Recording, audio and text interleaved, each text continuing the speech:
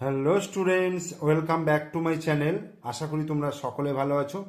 আজকে আমরা এই ভিডিওর মাধ্যমে পড়ব চতুর্থ শ্রেণীর আমার গণিত বইয়ের পেজ নম্বর হচ্ছে 59, অর্থাৎ 59 পাতা। এই 59 পাতায় দেখো যে লেখা অঙ্কগুলো রয়েছে, সেই লেখা অঙ্কগুলো তোমাদেরকে প্রত্যেকটা অঙ্ককে লিখে লিখে আমি ভালো করে বোঝাবো এবং খাতায় করিয়ে তোমাদেরকে দেখিয়ে দেব। তাই তোমরা অবশ্যই মন দিয়ে ভিডিওটা দেখবে এবং প্রত্যেকটা অঙ্ককে ভালো করে বোঝার চেষ্টা করবে। ঠিক আছে, দেখো একের দাগের অঙ্কটা কি বলছে। বলছে শম্পা প্রতি পাতায় 29টি করে স্ট্যাম্প রাখলো। 35টি পাতায় মোট কতগুলি স্ট্যাম্প রাখলো হিসাব করে। প্রতি পাতায় মানে একটা পাতায় 29টা স্ট্যাম্প রাখলো, তাহলে মোট কতগুলো পাতা রয়েছে? 35টা পাতা, তাই তো? তাহলে ধরো এরকমভাবে আমি একের অঙ্কটা করব। ধরো এইরকমভাবে এইরকম পাতা রয়েছে, ঠিক আছে? একটা, দুটো, তিনটে, এরকম করে করে মোট 35টা পাতা রয়েছে, ঠিক আছে? 35খানা, 1 নম্বর, এটা 2 নম্বর পাতা, এটা 3 নম্বর পাতা করে এটা 35 নম্বর পাতা রয়েছে। মানে মাঝখানে আরও অনেক পাতা রয়েছে, সেগুলো আমি লিখলাম না, মানে তাহলে খাতা ভর্তি হয়ে যাবে। তো এক একটা পাতায় বলছে স্ট্যাম্প রয়েছে, ধরো এরকমভাবে স্ট্যাম্পগুলো রয়েছে, এরকম স্ট্যাম্প রয়েছে। কতগুলো রয়েছে? 29টা। 29খানা স্ট্যাম্প রয়েছে একটা পাতায়। তাহলে এই পাতাতে 29টা স্ট্যাম্প রয়েছে, এই পাতাতেও 29টা স্ট্যাম্প রয়েছে, এই পাতাতেও রয়েছে, এবং মাঝের প্রত্যেকটা পাতাতে 29টা করে স্ট্যাম্প রয়েছে। ধরো দুটো পাতায় যদি বলে যে মোট কতগুলো স্ট্যাম্প রয়েছে, তাহলে কিভাবে বার করব? 29 যুক্ত 29। যদি তিনটে পাতায় বলে তাহলে 29 যুক্ত 29 যুক্ত 29, ঠিক আছে? কিন্তু এইভাবে বারবার যোগ না লিখে আমি তো গুণও করতে পারি। ধরো 29 গুণিত 2, তাহলে দুটোতে বেরিয়ে যাবে। 29 গুণিত 3, তাহলে তিনটেতে বেরিয়ে যাবে। এইভাবে 29 গুণিত 35 দিয়ে যদি গুণ করি, তাহলে কিন্তু 35টা কাগজে বা 35টা পাতায় কতগুলো স্ট্যাম্প রাখা হয়েছে বোঝা যাবে, পাওয়া যাবে। তাহলে লিখব শম্পা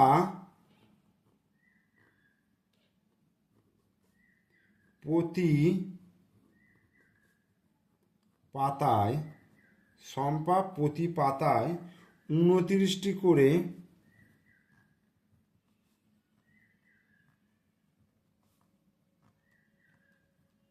স্ট্যাম্প রাখলো। 29টি করে স্ট্যাম্প রাখলো, ঠিক আছে? মোট পাতার সংখ্যা কতগুলো? তাহলে লিখব মোট পাতার সংখ্যা। মোট পাতার সংখ্যা কতগুলো? 35টি। তাহলে অতএব মোট স্ট্যাম্প রাখলো, তাহলে মোট স্ট্যাম্প রাখলো, মোট স্ট্যাম্প রাখলো কতগুলো হবে? দেখো 29 গুণিত 35টি। তাহলে 29কে 35 দিয়ে গুণ করতে হবে। তাহলে আমি এখানে যদি গুণটা করি 29 35, এই দেখো 5 9 কত? 5 9 45-এর 5, হাতে 4, 5 দুগুণে 10 আর 4-এ কত? 14। এই হলো। এখানে একটা ক্রস চিহ্ন দিলাম বা শূন্য দিতে পারো।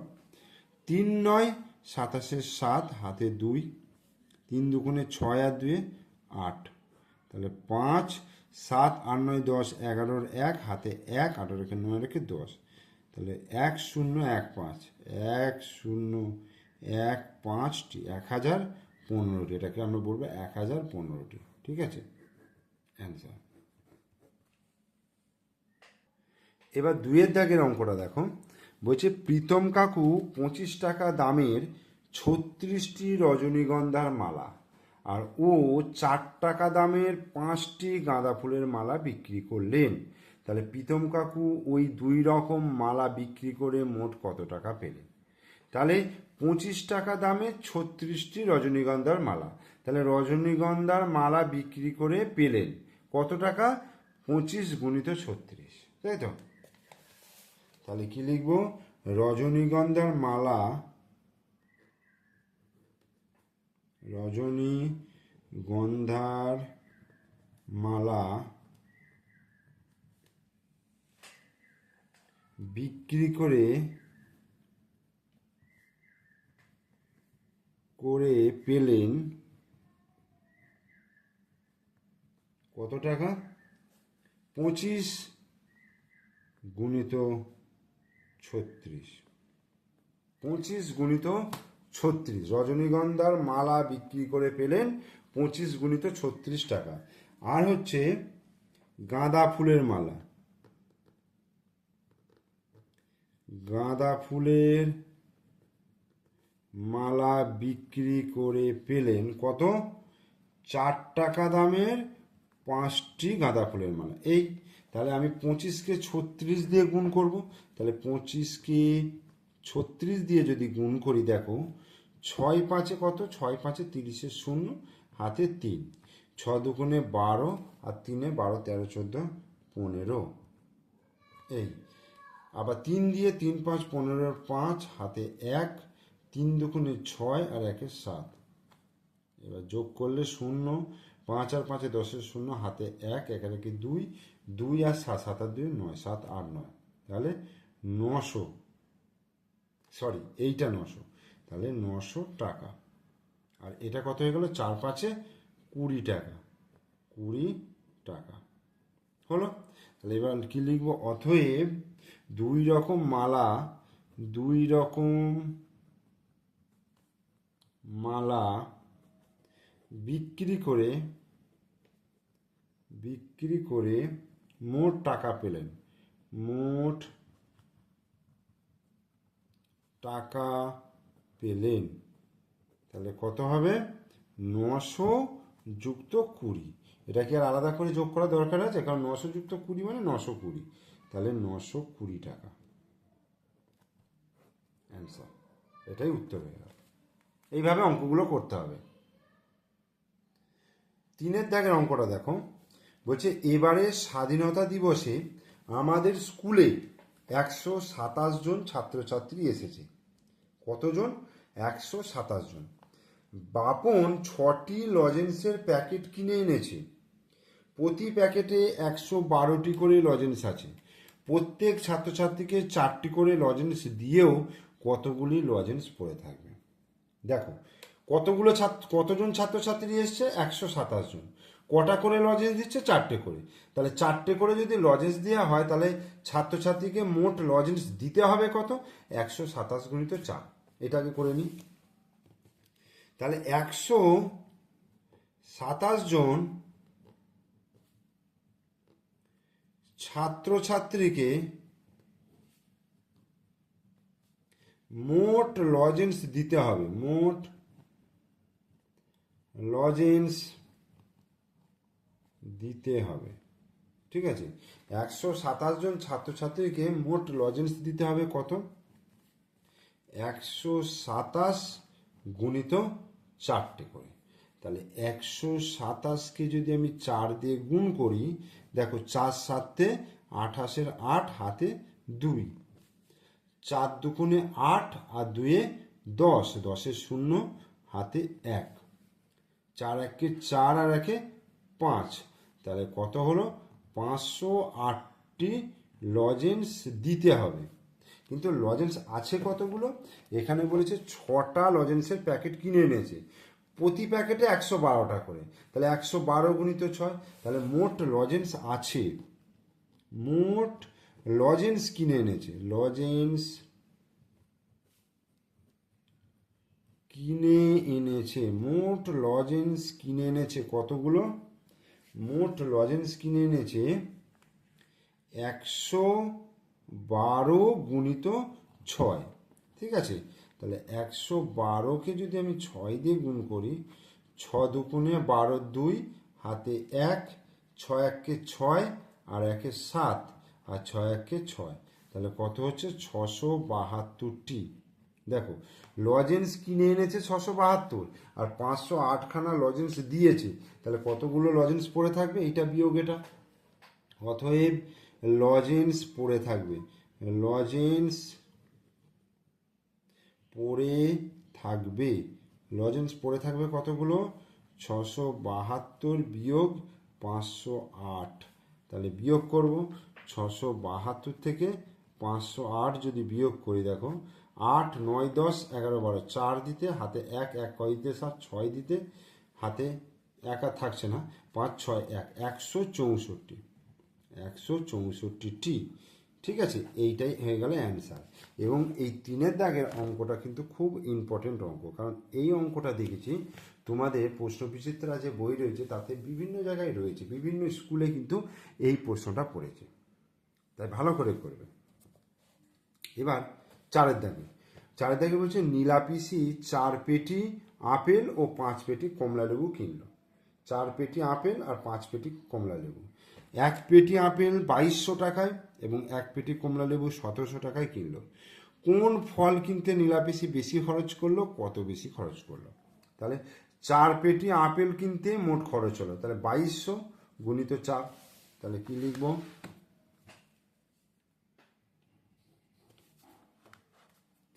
4 পেটি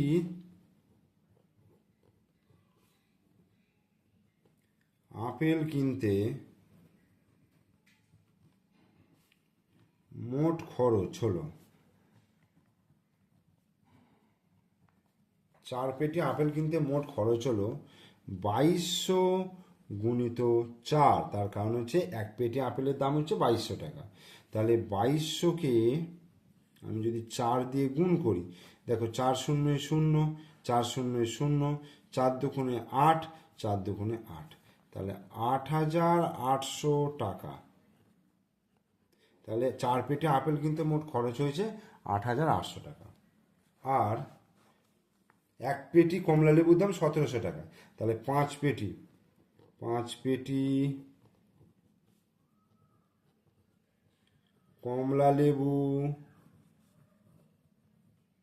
কিনতে মোট খরচ হলো কত? 1700, 1700 গুণিত 5 পেটি, তাহলে 00, যদি মুখে মুখে গুণ করি, দেখো 5 7 35, 5 হাতে 3, 5 1 5 আর 3 8, তাহলে 8500 টাকা। তাহলে আপেল কিনতে খরচ হয়েছে 8800 টাকা আর কমলা লেবু কিনতে খরচ হয়েছে 8500 টাকা। তাহলে কোন ফল কিনতে নীলাপিসি বেশি খরচ করলো? আপেল কিনতে। তাহলে অতএব আপেল কিনতে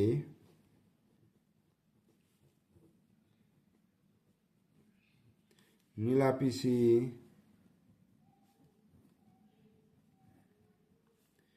বেশি খরচ করলো,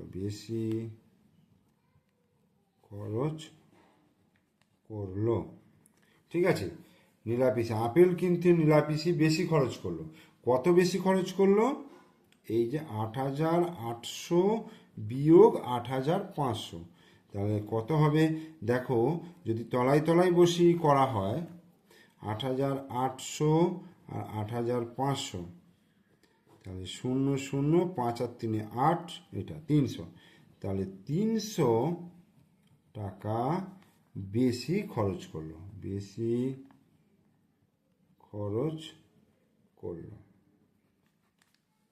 ঠিক আছে।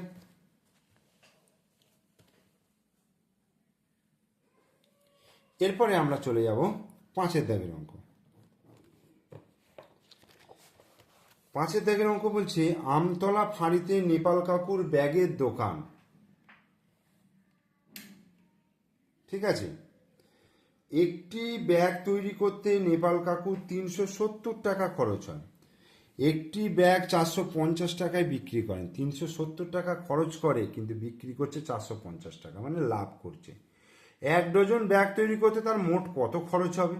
1 ডজন মানে 12টা, তাহলে 370কে 12 দিয়ে গুণ করবো। আর 1 ডজন ব্যাগ বিক্রি করে মোট কত টাকা পাবে? তাহলে 450কে 12 দিয়ে গুণ করবো। আর 1 ডজন ব্যাগ বিক্রি করে তার কত টাকা বেশি পেলেন বিয়োগ করে দেবো। তাহলে দেখো 1 ডজন সমান 12টি, 1 ডজন সমান 12টি। তাহলে কি লিখব? 1 ডজন ব্যাগ তৈরি করতে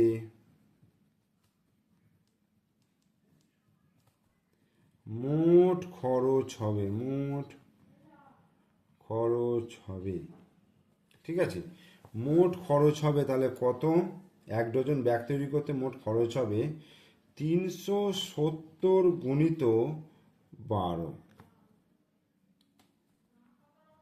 তাহলে 370কে 12 দিয়ে যদি গুণ করি, দেখো 2 শূন্য 0, 2 সাথে 14, 4 হাতে 1, 3 দুগুণে 6 আর 1 7, আবার 1 দিয়ে গুণ করলে 1 শূন্য 0, 1 সাথে 7, 1 3 3, 0 4, 7 সাথে 14, 4 হাতে 1, 3 আর 1 4, তাহলে 4440 টাকা। তাহলে এটা একটা অ্যান্সার হয়ে গেল, ঠিক আছে। এবার 1 ডজন ব্যাগ বিক্রি করে কত টাকা পাবেন? 1 ডজন ব্যাগ বিক্রি করে পাবেন কত? 1 ডজন ব্যাগ বিক্রি করে পাবেন কত? 450 গুণিত 12। তাহলে 450কে যদি আমি 12 দিয়ে গুণ করি, ধরো আমি এখানে যদি গুণটা করি, 12 দিয়ে গুণ করলে 2 শূন্য 0, 5 দুগুণে 10 0, হাতে 1, 4 দুগুণে 8 রাখে 9, আর 1 দিয়ে গুণ করলে 1 শূন্য 0, 1 5 5, 1 4 4, 0 0, 9 5 14, 4 হাতে 1, 4 রাখে 5, তাহলে 5400 টাকা। এটা একটা অ্যান্সার হয়ে গেল। এবার 1 ডজন ব্যাগ বিক্রি করে তিনি কত টাকা বেশি পেলেন? তাহলে এই 5400 থেকে 4440 বিয়োগ করবেন। তাহলে উত্তরটা এখানে লিখব, অতএব 1 ডজন ব্যাগ বিক্রি করে তিনি বেশি পেলেন কত? বেশি পেলেন তাহলে 5400 বিয়োগ 4440 টাকা। তাহলে এটা বিয়োগ করব, 5400 থেকে 4440 বিয়োগ করব। 0 0, 4 কয় দিতে 10, 6 দিতে হাতে 1, 4 একে 5, 5 কয় দিতে 14, 9 দিতে হাতে 1, 4 একে 5, 5 আর 5 মিলে গেল, 0 কেটে গেল, তাহলে 960 টাকা। এটাও একটা অ্যান্সার হয়ে গেল। 3টে অ্যান্সার চেয়েছে, তাহলে 3টে অ্যান্সার পেয়ে গেলাম। এরপরে 6 দাগের অঙ্কটা দেখো, বলছে আমার একটি রং পেন্সিল বাক্সের দাম এত টাকা। তাহলে একটি রং পেন্সিল বাক্সের দাম আমি যদি ধরি 100 টাকা, এরকম 1 ডজন রং পেন্সিল বাক্সের দাম কত হবে? একটি রং পেন্সিলের দাম, পেন্সিল বাক্সের দাম হচ্ছে 100 টাকা, তাহলে 1 ডজন রং পেন্সিল বাক্সের দাম তাহলে হবে কত? তাহলে 100 গুণিত 12, তার মানে 12 গুণিত 1 12 আর 0 0 1200 টাকা। ঠিক আছে, এটা তোমরা অন্য সংখ্যা বসেও গুণ করে বার করতে পারো। তাহলে 59 পাতায় তোমাদের যে অঙ্কগুলো ছিল, প্রত্যেকটা অঙ্ককে কিন্তু আমি ভালো করে বুঝিয়ে দিলাম। তোমরা যদি মন দিয়ে ভিডিওটা দেখো তাহলে কিন্তু একটা অঙ্ক অসুবিধা হওয়ার কথা নয়, নিজেরাই অঙ্কগুলো করতে পারবে। তাই অবশ্যই বলবো ভিডিওটা মনোযোগ সহকারে দেখো। ভিডিওটা ভালো লাগলে লাইক করবে, কমেন্টস করবে, শেয়ার করবে, আর আমার চ্যানেলের নতুন দর্শক হলে কী করবে, চ্যানেলটাকে সাবস্ক্রাইব করে দেবে, পাশে থাকা বেল আইকন প্রেস করে দেবে। ওকে, থ্যাংক ইউ।